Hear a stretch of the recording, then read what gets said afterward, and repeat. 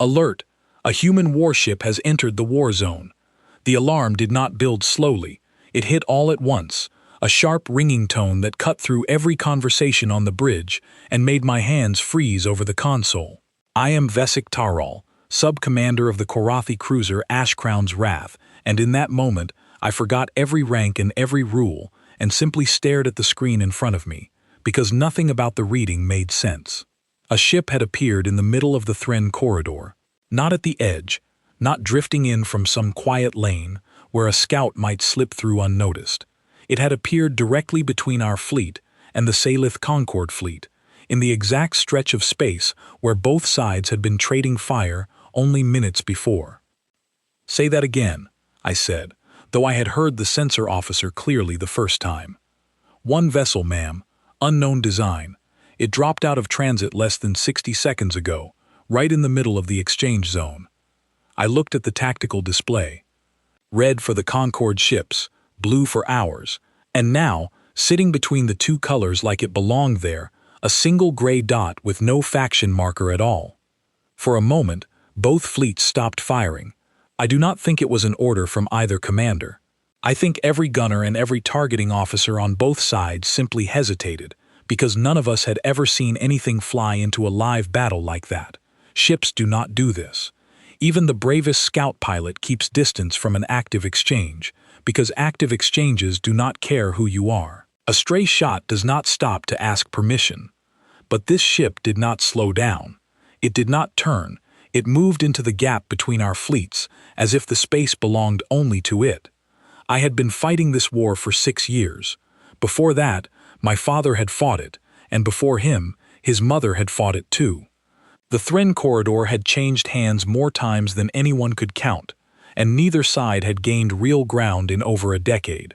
I had grown used to the shape of this conflict, the slow, grinding rhythm of attack and retreat, gain and loss, always circling back to the same coordinates.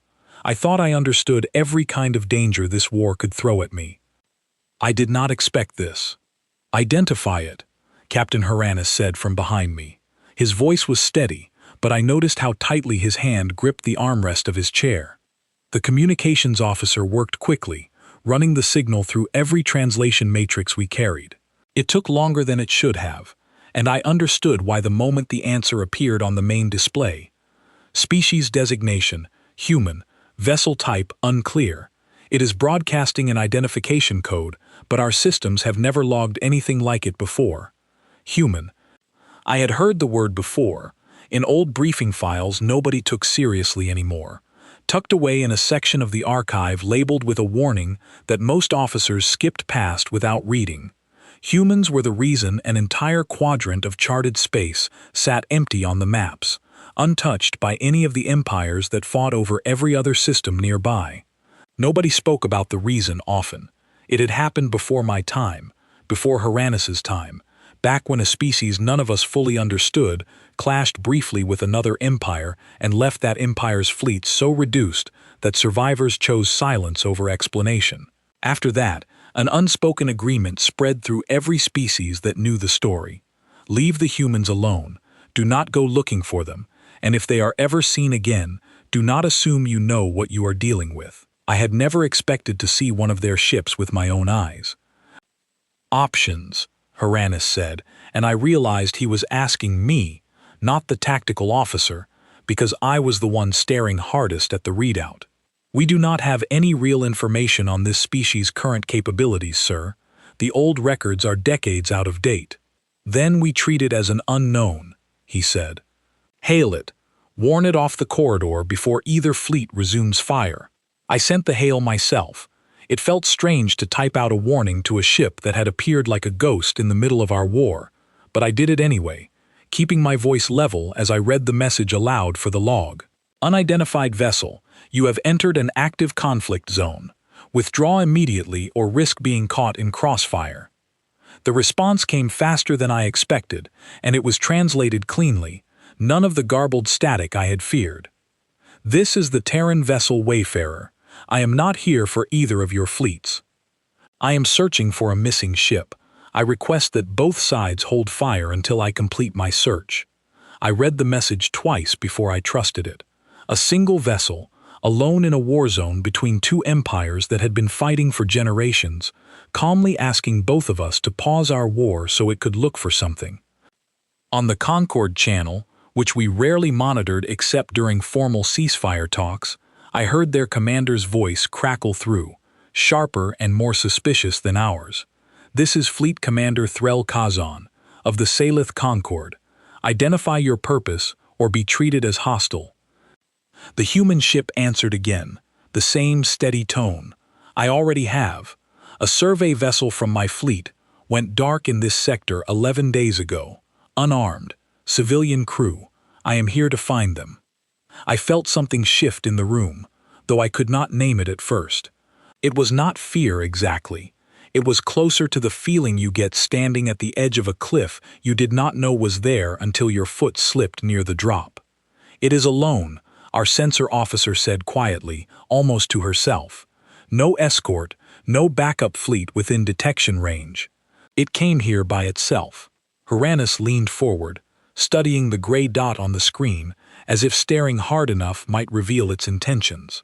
"Either it is the bravest crew we have ever encountered," he said, "or it does not understand what kind of danger it has flown into." I did not answer him, because I was beginning to suspect it was neither of those things. I was beginning to suspect it understood exactly what kind of danger it was in, and had decided the danger did not matter as much as finding its people. The Concord fleet held position, weapons still charged but not firing. Our own fleet did the same, caught in a strange and uneasy pause neither side had planned for. For the first time since I had taken this post, I watched Karathi and Salith ships hold still at the same moment, both staring at the same unfamiliar shape drifting quietly between us. "Sir," I said, "if it truly came here only to search for a missing ship, it may leave the corridor as soon as it finds what it is looking for." "And if it does not find anything quickly," Haranis asked, "we cannot hold this ceasefire forever on the word of a species we barely understand." I did not have an answer for that either.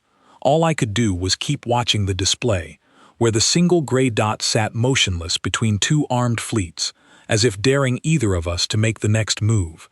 Then Haranis gave an order I did not expect, and one I would spend the rest of that day regretting more than I wanted to admit.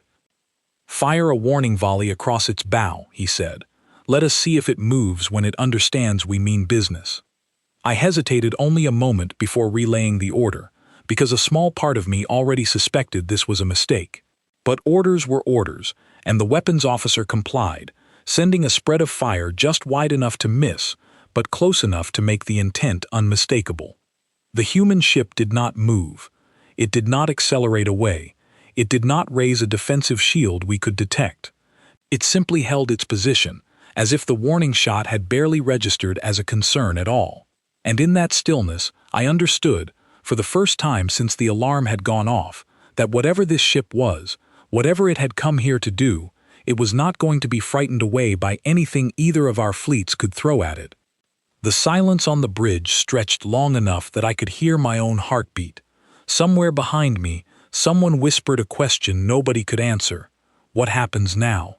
I wished I knew. The order came less than a minute after the warning volley failed to move the human ship even slightly. Haranis stood from his chair, his voice sharper now, carrying none of the caution from before. "It refuses to withdraw. Treat it as a hostile presence in contested space. Target its primary systems and disable it before the Concord decides to claim it for themselves." I opened my mouth to suggest we wait, to point out that a ship willing to sit unmoving through a warning volley might be far more dangerous than we understood, but the words never left my throat. The weapons officer had already locked coordinates, and the first true strike left our forward cannons before I could form a full sentence. What happened next unfolded faster than my mind could process it in real time. I only pieced it together afterward, replaying the sensor logs again and again until the shapes made sense. Our cannon fire raced toward the human vessel in a tight formation, exactly the kind of strike that had crippled Concord cruisers a dozen times over the years. At the same moment, on the opposite side of the gray ship, the Concord fleet made its own move, a spread of torpedoes launched not at us, but at the unarmed newcomer sitting between our forces. I understood their thinking even as I condemned it. If a valuable, unknown vessel was going to be disabled anyway, better it end up in Concord hands than ours. For one breath, it looked like the human ship would take damage from both directions at once. Caught in a crossfire it could not possibly answer. Then it moved. Not away, not in retreat. It shifted position with a speed that made our tracking systems stutter, sliding directly into the path between the Concorde torpedoes and our cruiser's forward hull. I watched, frozen, as its point defense grid lit up the display in a pattern I had never seen from any ship in either fleet, a rapid overlapping series of intercepts that met every incoming torpedo and turned each one into a harmless flash of light long before it reached us. It had placed itself in the way, on purpose, to protect a ship that had just fired on it. For a moment, nobody on our bridge spoke. I do not think anybody knew what to say. The tactical officer beside me had gone completely still, his mouth slightly open, staring at numbers that did not match anything in his training. Then the human ship returned fire, not on us, but on the Concorde cruiser that had launched the torpedo spread in the first place. I expected devastation. I expected the kind of overwhelming barrage the old stories hinted at, the reason an entire species had been quietly avoided for generations. Instead, what I saw was almost worse, because of how controlled it was. A single concentrated strike, precisely placed, disabling the Concorde ship's weapons array and propulsion without breaching its hull, without causing the kind of damage that would risk the crew inside. It was surgical, it was fast, and it was clearly not the full strength of what that single vessel could have done if it had chosen to. "Status of the target," Haranis said, and I noticed his voice had lost its earlier confidence.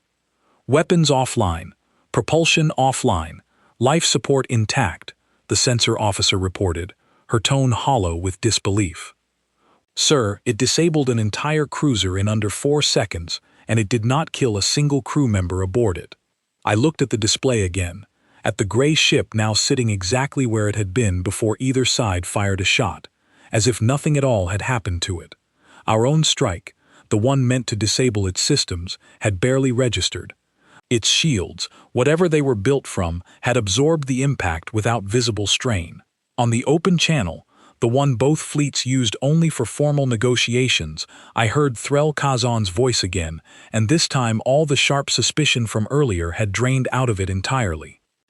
"What is that ship?" he said, not really asking either of us, just speaking the question out loud, because he could not hold it in any longer. Nobody answered him, because none of us had an answer to give. The human vessel spoke again, its tone exactly as calm as it had been before any of this happened, as if disabling a warship mid-battle was nothing more than a small inconvenience on the way to somewhere else. "I did not come here to fight either of you. I came here to find a missing ship. I would prefer not to repeat what just happened. Please hold your fire while I finish my search." Haranis sat back down slowly, and I watched something change in his expression, a mixture of caution and something close to respect that I had never seen him show toward an enemy before. "Belay all weapons," he said quietly. "Let it search." I relayed the order, my hands steadier now than they had been in the last 10 minutes, though my mind still raced through everything I had just witnessed. I thought about the old records again, the ones nobody took seriously, the warnings tucked into a section of the archive most officers never bothered to open. I understood now why those warnings existed, not because humans were cruel or reckless, but because of exactly what I had just seen. A single ship, unarmed by any standard we use to measure threat, capable of stopping an attack, protecting an enemy that had just fired on it, and disabling another ship entirely without killing anyone aboard, all within the space of a few seconds. I thought of every battle I had fought in this corridor, every time our fleet, or the Concorde fleet, had traded blows that left dozens of crew members lost on both sides, simply because a strike landed a little too hard, or a shield failed a moment too soon. This ship had just shown restraint in the middle of live combat, restraint that neither of our empires had managed to practice with each other in 40 years of war. "Sensor readings on its search pattern," I said, forcing my attention back to the practical matter in front of me. If it is truly looking for a lost vessel, we should be able to see where it directs its scans. The tactical officer nodded and adjusted the display, and sure enough, a faint sweep of detection waves spread outward from the human ship in a careful, methodical grid, covering sections of the debris field left over from an earlier battle in this same stretch of space. My stomach tightened as I realized what that debris field likely contained. Wreckage from ships lost months ago, some of it never fully cleared because neither fleet had bothered to spare resources for recovery during an active conflict. There, the sensor officer said suddenly, pointing at a faint signal buried deep within a cluster of drifting hull fragments near the edge of the corridor. A weak transponder, barely active, it matches the profile of a small unarmed vessel. The human ship had already detected it. I watched as it changed course, moving toward the debris field with the same steady, unhurried pace it had shown since the moment it arrived. Neither our fleet nor the Concorde fleet moved to interfere. I do not think either side wanted to test what would happen if we did. "Sir," I said quietly, "should we offer assistance?" Haranis was silent for a long moment, staring at the display where the human ship drew closer to the wreckage. I could see the weight of the decision on his face, the same weight I felt pressing on my own chest. Offering help meant admitting, in some small way, that this ship had earned something from us that no enemy in this war ever had, but refusing to help felt wrong in a way I could not fully explain, especially after watching that ship absorb a Concorde attack meant to protect our own cruiser. "Open a channel," he said finally. "Tell them our sensors are at their disposal if it speeds up the search." I sent the message myself, watching the response arrive within seconds. Acknowledged, appreciated. 2 words. No lengthy explanation, no gratitude beyond what was necessary. It struck me as strange how a species capable of such overwhelming restraint in battle could also be so brief and plain in its communication, as if none of what had just happened deserved more attention than a quick thank you before moving on to the next task. I glanced at the Concorde channel and saw a similar offer being extended from their side, Threl Kazon's voice carrying none of its earlier hostility now, only a kind of cautious cooperation neither of us would have believed possible an hour earlier. For the first time since I had taken this post, I watched 2 enemy fleets work together, however briefly, toward the same goal, guided not by orders from higher command, but by the simple, undeniable fact that neither of us wanted to be on the wrong side of whatever this single ship represented. The debris field grew closer on the display, and somewhere within it, a small vessel with a barely functioning transponder waited to be found.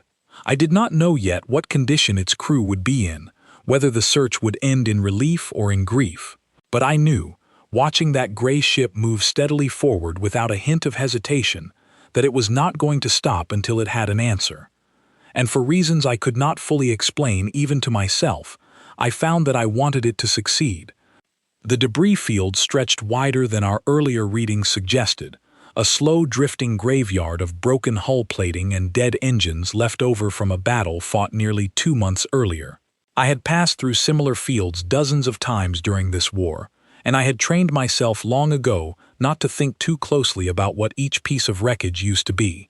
It was easier that way, easier to see twisted metal instead of a ship that once carried a full crew. The human vessel did not seem to share that habit of looking away. I watched its scanning pattern grow more careful as it entered the debris field, slowing its approach, adjusting course gently around larger fragments instead of pushing through them the way a warship in a hurry might have done. It was searching methodically, almost gently, the way someone searches a room for something fragile rather than something they expect to already be broken. "They are being careful with the wreckage," our sensor officer said, a note of surprise in her voice. "They are altering course to avoid disturbing larger sections, even though it is slowing them down."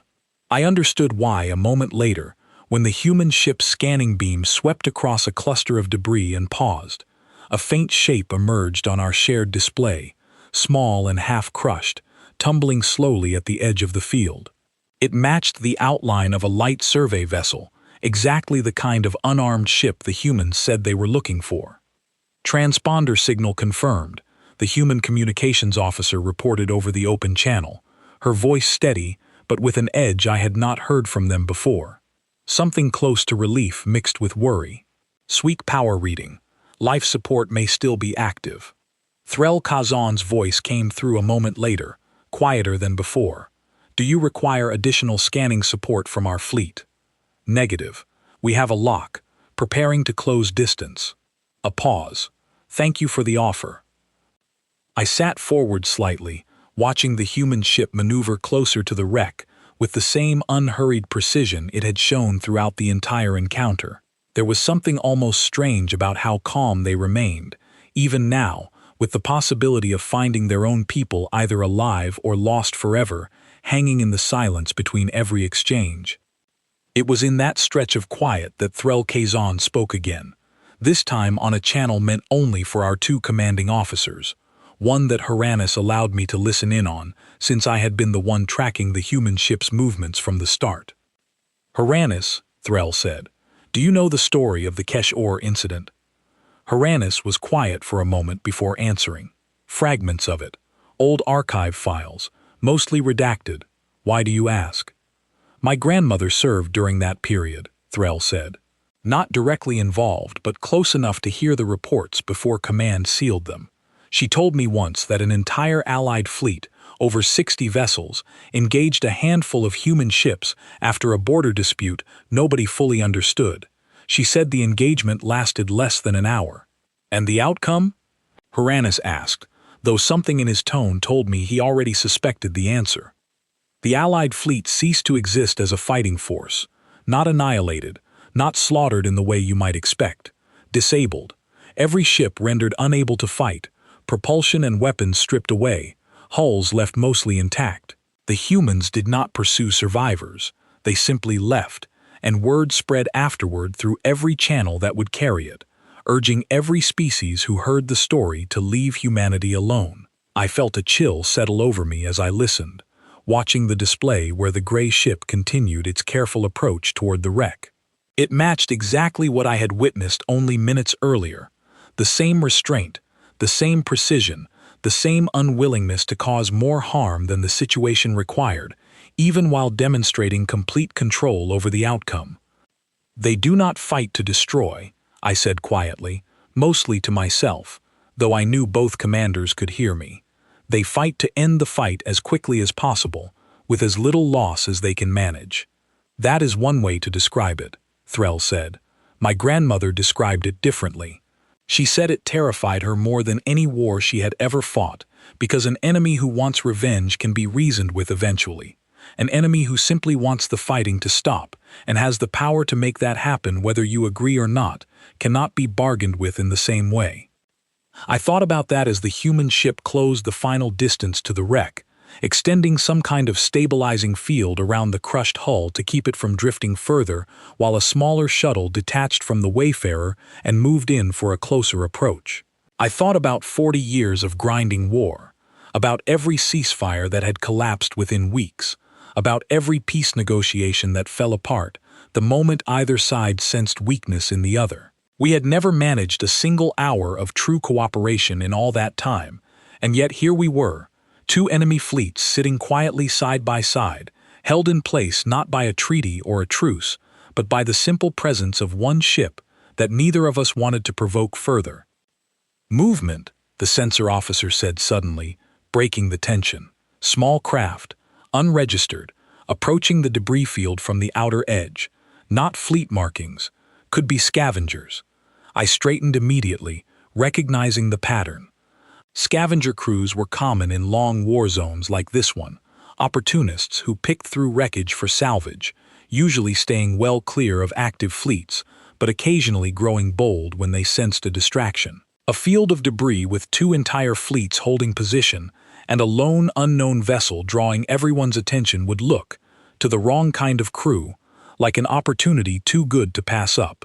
They are heading directly for the same cluster the human shuttle is approaching, the sensor officer continued, her voice tightening. If they are after salvage rights on that wreck, or if they think the human shuttle is carrying something valuable, this could turn dangerous. Haranis was on his feet again, torn between two instincts: warn the humans, and risk revealing how closely we had been monitoring their every move. Stay silent, and risk watching an unrelated conflict erupt in the middle of the fragile calm we had all been maintaining. Open the channel, he said finally. Warn them. I sent the message immediately. Unregistered vessel approaching your position from the outer debris field. Possible scavenger activity. Recommend caution. The response came back almost instantly, calm as ever. Acknowledged. We see them. I expected the human ship to break off its rescue operation, to redirect attention toward the new threat, the way any fleet in this war would have done. Instead, the Wayfarer's shuttle continued its approach to the wreck without pause, while the main vessel adjusted its position only slightly, placing itself between the scavenger craft and the ongoing rescue without abandoning either task. The scavenger vessel slowed as it registered the shift, clearly recalculating whatever plan it had arrived with. A crude, heavily patched craft, the kind built from salvaged parts over years rather than constructed with any single purpose in mind. It hovered at the edge of detection range for a long moment, as if deciding whether the reward was worth the risk. Then, without a single shot fired, it turned and retreated back the way it had come. They are leaving, the sensor officer reported, relief plain in her voice. I let out a breath I had not realized I was holding. No violence had been necessary. The mere presence of that ship, positioned calmly and without aggression, had been enough to convince an opportunistic crew that today was not the day to test their luck. I thought again of Threll's words, about an enemy who could not be bargained with because they simply wanted the fighting to stop, and I understood something new in that moment. It was not that the humans could not be reasoned with, it was that everyone else, scavengers and warring fleets alike, instinctively understood there was nothing to gain by testing them, and so reason came easily, because the alternative was clearly not worth pursuing. On the display, the human shuttle reached the crushed hull of the survey vessel and began its careful work, cutting through a section of buckled plating with tools far more precise than anything I had seen our own recovery crews use. I watched and waited and hoped, along with two entire fleets who had no business hoping for anything together, that the crew inside that wreck was still alive to be found. The cutting tool finished its work faster than I expected, slicing a clean opening into the crushed hull without triggering any of the small explosions that sometimes came from disturbing a damaged power core. I watched two figures in pressure suits move through the opening, and for a long stretch of time, nothing came back over the channel at all. No update, no confirmation, only silence stretching across the display, while every officer on my bridge, and I suspected every officer on the Concorde bridge as well, waited to hear what they had found. Then a voice broke through, younger than the calm, measured tone of the ship's captain, tight with urgency but controlled. Two survivors, alive, barely. We need medical support standing by the moment we return to the Wayfarer. I felt something loosen in my chest that I had not realized was tight. Relief, plain and simple, for people I had never met, from a species I had known about for less than 2 hours. Bringing them out now, the voice continued. Names on record: Survey Technician Emma Whitlock and Pilot Nathaniel Cross. Both showing signs of prolonged exposure and low oxygen. Life support kept them alive, but barely. I did not know why the names mattered to me, but hearing them made the two figures on the display feel less like statistics and more like people, the way a name always does. Emma Whitlock, Nathaniel Cross, 11 days adrift in a war zone that was never theirs to begin with, kept alive by a failing system while two empires traded blows around wreckage that used to be other people's ships. The shuttle detached from the wreck and began its return to the Wayfarer, moving with the same careful precision as before, avoiding sudden acceleration that might worsen whatever condition the survivors were in. I watched the human ship's medical bay light up on secondary sensor readings we managed to catch, a level of equipment and preparation that suggested this was far from the first time they had needed to treat someone pulled from the edge of survival. It was in the middle of this quiet relief that Haranis received a priority transmission from Dominion Command, and I watched his expression shift from relief, back into something colder and more guarded within seconds of reading it. "Sir?" I asked, though I already suspected I would not like the answer. "Command has been monitoring our sensor feeds," he said slowly, reading from the display in front of him. "They want us to attempt to disable the human vessel while its shields are lowered for the medical transfer. They believe this is our only opportunity to study technology that could change the balance of this war permanently." I stared at him, waiting for him to dismiss the order outright, the way I expected any officer who had just watched what I had watched to dismiss it. Instead, he remained silent, staring at the same order as if weighing it seriously. "Sir," I said again, more firmly this time, "that ship absorbed everything we fired at it without visible damage and disabled a Concorde cruiser in under 4 seconds without killing a single member of its crew. If it is currently focused on saving 2 lives instead of watching for threats, and we choose that exact moment to attack, we are not creating an opportunity. We are creating the exact kind of provocation that turned an entire Allied fleet into wreckage during the Kesh-Or incident." Haranis did not answer immediately. I watched him glance at the display where the shuttle continued its slow, careful return toward the Wayfarer, carrying 2 survivors who had spent 11 days believing help might never come. "Command believes the benefit outweighs the risk," he said finally, though his voice carried none of the conviction the words should have held. "Command is not here," I said, aware I was pushing further than my rank strictly allowed, but unable to stop myself. "Command did not watch that ship place itself between torpedoes and our hull to protect a vessel that had just fired on it. Command did not hear what Threl Kazan's own family history taught him about what happens when someone provokes this species without reason." For a long moment, Haranis said nothing at all. Then he set the transmission aside, unanswered, and looked at me with an expression I had rarely seen from him in 6 years of service together. "Draft a response," he said quietly. "Tell Command that engaging the vessel during an active medical transfer risks escalating a situation currently under control, and that further orders should wait until the transfer is complete and we have a clearer picture of the ship's capabilities and intentions." It was not a refusal, not officially, but it bought time, and time was exactly what mattered most in that moment. I sent the message myself, choosing every word carefully, aware that somewhere behind that transmission sat officers who had never seen what I had seen, who viewed this entire encounter as numbers and opportunity, rather than as 2 lives being carried gently toward safety by people who had crossed a war zone alone to find them. On the Concorde side, I noticed similar hesitation.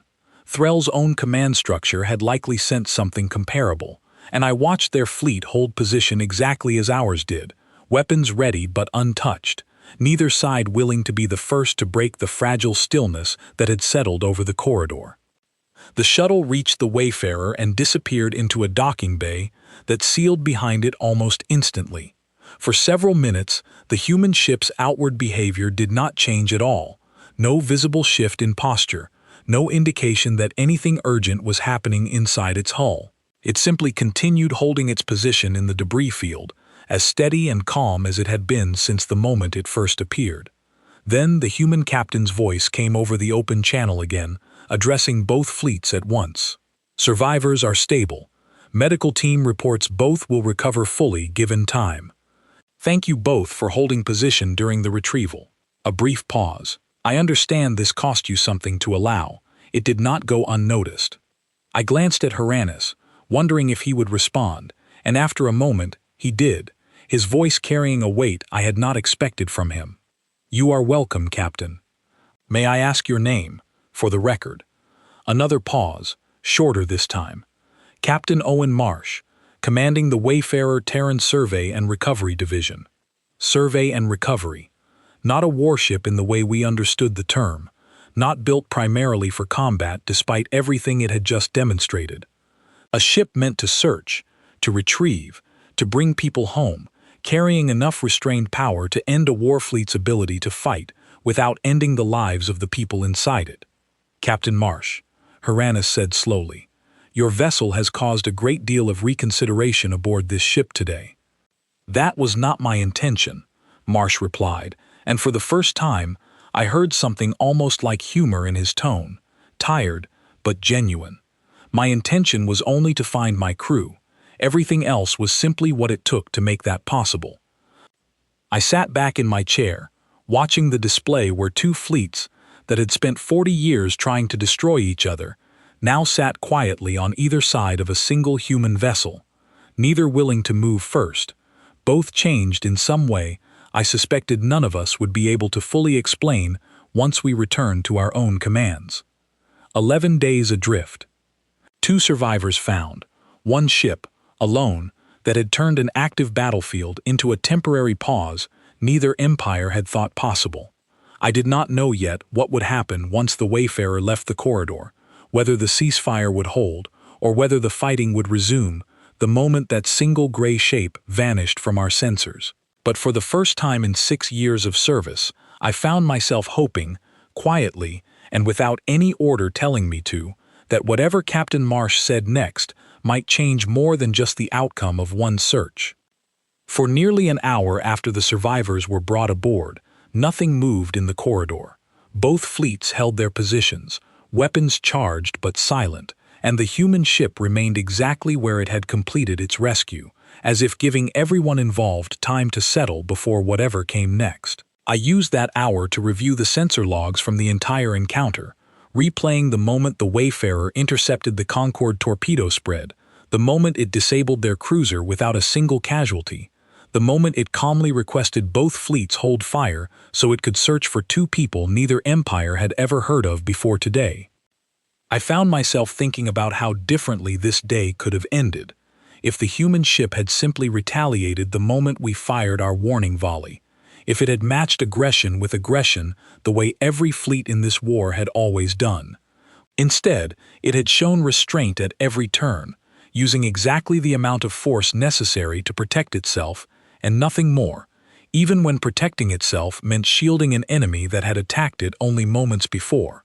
Haranis called me to his side console partway through that hour, his voice quieter than I had heard it in a long time. "Vesic," he said, "I want your honest assessment. Not for the log, for me." I considered my answer carefully before speaking. "I believe we have spent 40 years afraid of the wrong things, sir.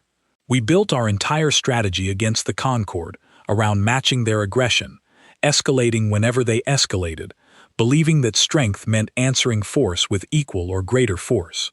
Today I watched a single ship demonstrate that true strength might mean something else entirely. The ability to end a threat without needing to destroy everything attached to it." He was quiet for a moment, studying the display where the human ship still sat motionless among the wreckage. "My father used to say something similar, actually. Long before this war started, back when he still believed diplomacy might work between us and the Concorde. He said the empires who fear losing control are the ones who escalate fastest, because uncertainty terrifies them more than actual conflict does. He said an empire secure enough in its own strength does not need to prove it constantly." I looked at the Wayfarer again, small and unassuming despite everything it had shown us, and understood exactly what he meant. It was Threl Kazan who broke the silence between our 2 fleets, opening the shared channel once more, his voice carrying a weariness I recognized from my own reflection in the display glass beside me. "Haranis," he said, "I do not know how to end 40 years of war in a single conversation, but I find myself wondering, for the first time in longer than I want to admit, whether we have simply been fighting because we forgot how to stop." "I have been wondering the same thing," Haranis admitted.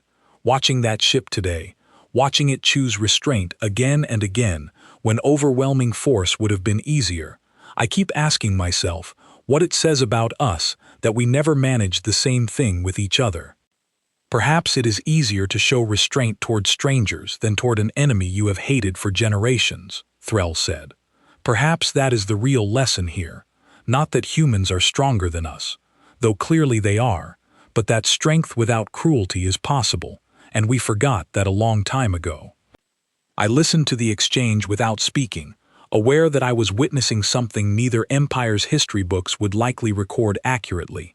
2 commanders who had spent years trying to destroy each other's fleets, speaking honestly, for perhaps the first time in the entire war. The human captain's voice returned to the channel then, calm as always, though something in his tone suggested he had been listening to more of our exchange than either commander realized. "I did not come here to give either of you a lesson," Marsh said. "I came here for two people who matter to me, and to everyone who serves with them. But since you are both listening, I will say this. Where I come from, we learned a long time ago that wars fought without an end in mind simply become wars fought for their own sake.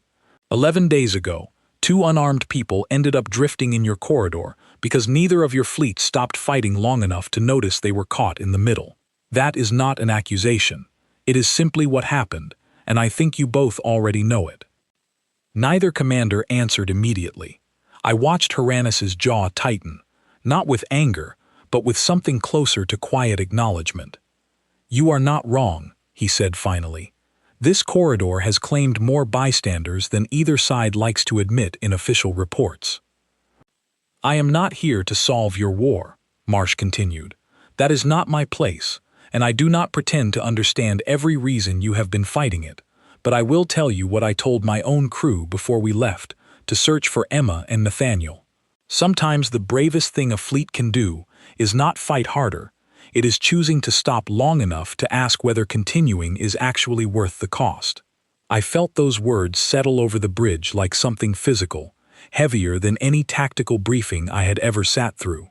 Around me, officers who had spent years hardened against exactly this kind of sentiment sat in silence, unable to dismiss it the way they might have dismissed the same words from a Concord officer or a peace negotiator from our own government. Perhaps it was easier to hear because it came from someone with nothing to gain from either side winning. "What will you do now?" Haranis asked, "once your survivors are stable enough to travel?" "We will leave the corridor and return to Terran space," Marsh said. "This was never meant to be a long visit. I have what I came for." "And the ceasefire?" Threll asked, an edge of genuine concern in his voice that I suspected surprised even him. "That is not mine to decide," Marsh said.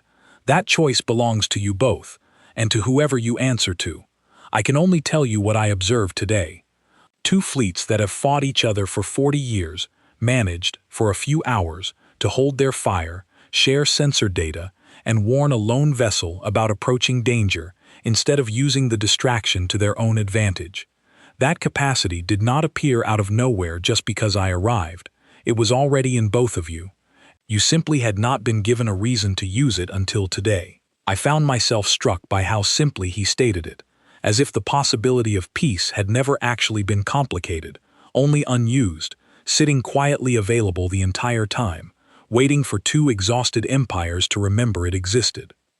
The Wayfarer began preparing for departure not long after that exchange, its systems shifting into a pattern our sensors read as transit preparation. I watched the display, aware that within minutes, the ship that had reshaped an entire afternoon in this corridor would be gone, and both fleets would be left facing each other again, alone, with only the memory of what had just happened to guide whatever came next. Before the final transit sequence engaged, Marsh's voice came through one last time, quieter now, addressed to both commanders together. "For what it's worth," he said, "Emma asked me to thank whoever helped locate her, once she was strong enough to speak clearly. She did not know it was two entire fleets holding a temporary peace to make that search possible. I think she would want you both to know that her survival came from something neither of your governments will likely put in any official record. Cooperation, however brief. I hope you find a way to make it last longer than one afternoon." Then the gray shape on our display flared briefly with the telltale signature of a transit jump, and the Wayfarer was gone, leaving nothing behind but drifting wreckage and two fleets that no longer quite recognized the shape of the standoff they had been locked in only hours earlier. For a long moment, nobody on my bridge spoke. I imagined the same silence held on the Concorde side as well, both crews absorbing the sudden absence of the ship that had, however briefly, made cooperation feel possible instead of dangerous. "Orders, sir?" I asked Haranis eventually, aware that command back home would be waiting for a full report, and equally aware that whatever I wrote in that report would shape how this entire encounter was remembered. Haranis did not answer right away. He studied the empty space where the Wayfarer had been, then looked toward the Concorde fleet still holding position on the far side of the debris field, weapons no longer charged, simply waiting. "Open a channel to Threll," he said finally. "Let us discuss what an extended ceasefire might actually look like, before Command has a chance to order us back into formation." I felt something unfamiliar rise in my chest as I relayed that instruction, something I had not expected to feel again after 6 years fighting a war that never seemed to end. It was not certainty that peace would hold, not naive hope that one afternoon could undo 40 years of hatred built between two empires. But it was something close to possibility, fragile and unproven, yet real enough to matter. I began drafting my log entry that evening, knowing it would be read by officers who had never left the safety of their command offices, who would likely reduce everything I had witnessed into a handful of tactical notes about an unidentified vessel with unknown capabilities. I wrote it anyway, as honestly as I could manage, describing the warning volley, the intercepted torpedoes, the disabled cruiser, the careful search through wreckage, and the 2 survivors carried gently back to safety by a crew that asked for nothing in return except a temporary pause in a war that was never theirs to fight. I ended the entry with a single line I suspected some higher officer would eventually try to remove from the official record, though I hoped it would survive regardless.